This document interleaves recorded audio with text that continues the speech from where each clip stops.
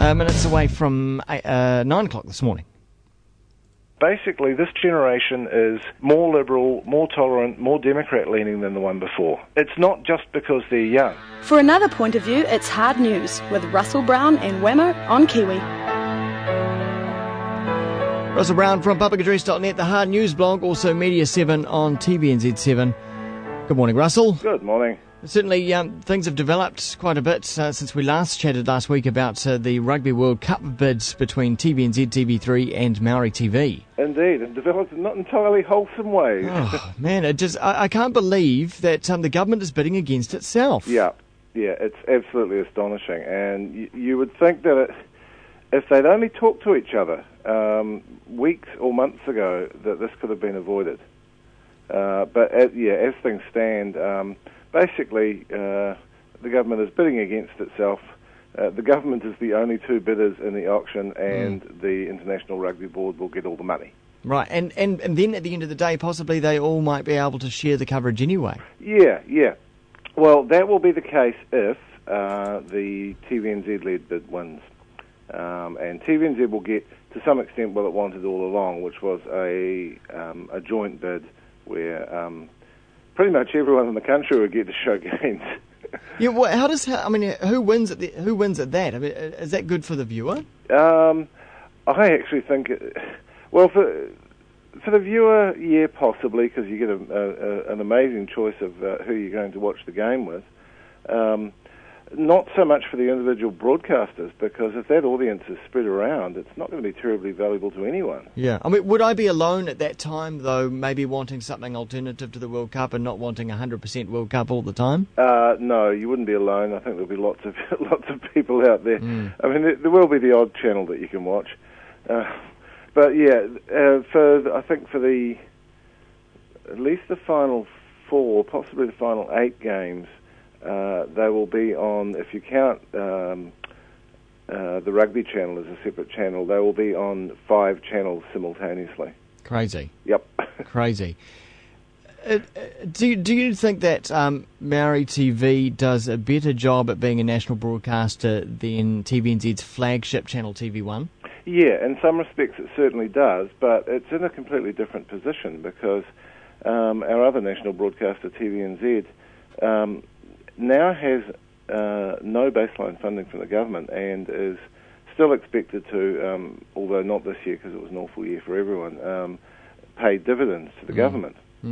Whereas Maori Television gets $50 million a year from the taxpayer. And it's a little easier for them to, they don't have the commercial goals, the commercial requirements that TVNZ does. So it is easier for them to behave as a public broadcaster. On the other hand, they do things, everyone talks about the Anzac Day coverage, and they've done that really well. Yeah. But their current affairs shows are good too. Native Affairs is excellent. Yeah, they show some pretty good documentaries. And the documentaries. And some good movies, to tell you the truth. But they show documentaries that TVNZ would be, certainly can't show on the major 2 channels, and even on 6 and 7. 6 and 7 got, they get about 20% of, 40% of what Maori Television gets for both channels. So they don't have a lot of money either.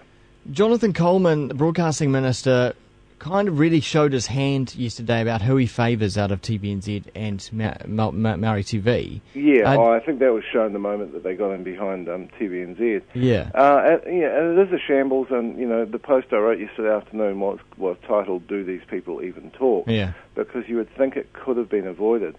As I expected, Peter Sharple's man done wrong thing has been the angle. You would hope that some of the reporting will look at Peter Sharple's own performance, which has been absolutely woeful.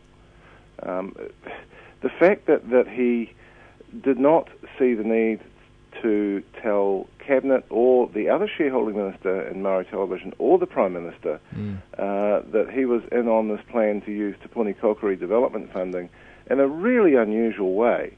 Probably not illegal, but pretty unusual. I mean, this is contestable funding that is meant for things like employment schemes and that sort of thing. Yeah.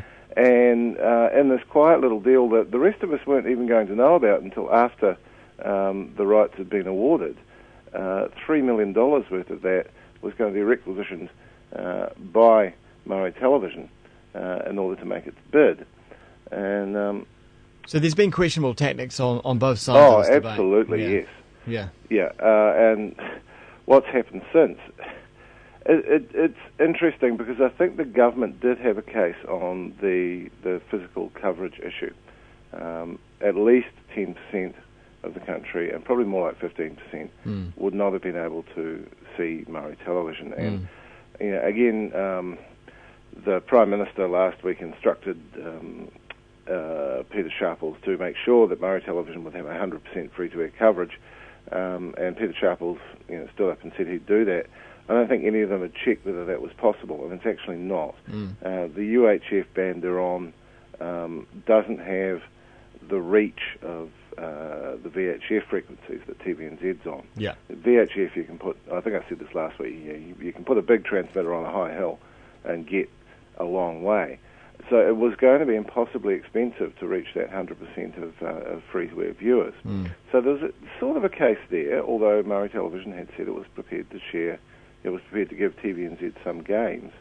But that was after 3 weeks ago, Jim Mather, the CEO of Maori Television, rejecting joining in on a joint bid with TVNZ and TV3. So they played hardball too. And all this is being done without the people who should have been told being told. Yeah. And Georgina Tehuku, who is delegated Maori Broadcasting, she should have told her colleagues. And she didn't until the very, very last moment.